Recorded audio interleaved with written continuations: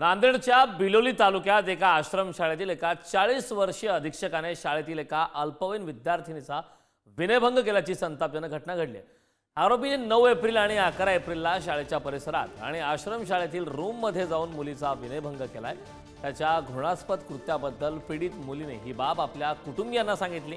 त्यानंतर मुलीच्या आईवडिलांनी कुंडलवाडी पोलीस ठाण्यात या संदर्भात तक्रार दाखल केली। या प्रकरणी पोलिसांनी आरोपी विरोधात गुन्हा सुद्धा दाखल केलाय। धक्कादायक असा प्रकार नांदेडच्या बिलोली येथून समोर येतोय। शालेय विद्यार्थिनीवर अत्याचार करण्यात आलाय। पोक्सो अंतर्गत गुन्हा दाखल करण्यात आला। आश्रमशाळेत अधीक्षकाने या ठिकाणी घृणास्पद असं कृत्य केलेलं आहे।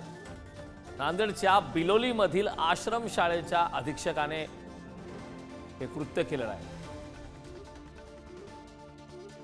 या संदर्भात ताजी अपडेट देण्यासाठी आपले प्रतिनिधी अजिंक्य घोंगडे आपल्यासोबत जोडलेत। अजिंक्य, धक्कादायक अशी घटना आहे, शालेय विद्यार्थिनीवरती अत्याचार करण्यात आला आहे। खरं तर 9 आणि 11 एप्रिलला अत्याचार झाल्याचं समोर येतं। इतक्या उशिरा ही घटना समोर का आली, काय अधिकची माहिती?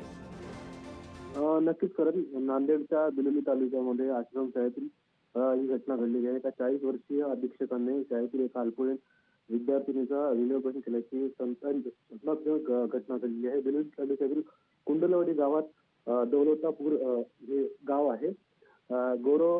गोरोबा प्राथमिक आश्रमशाळेत ही घटना घडलेली आहे। गजानन राजूर वाड हे अधीक्षक पदावर कार्यरत आहेत। तर पीडित मुलगी ही आश्रमशाळेतील 7वी वर्गात शिकत होती।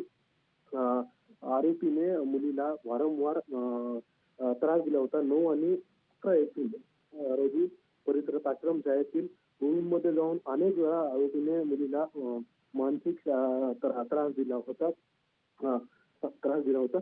मुलीने आई वडिलांना ही बाब सांगितल्यानंतर आई वडिलांनी पोलीस ठाणे गाठून ही पोलीस ठाण्यामध्ये कुंडलवाडी पोलीस ठाण्यामध्ये तक्रार दिली होती। त्यानंतर आरोपी विरुद्ध पोक्सो अंतर्गत गुन्हा दाखल करण्यात आला होता। त्यानंतर पोलिसांनी आरोपीला अटक केलेली आहे। अगदी अजिंक्य, खूप खूप धन्यवाद या महत्त्वपूर्ण अशा माहितीसाठी।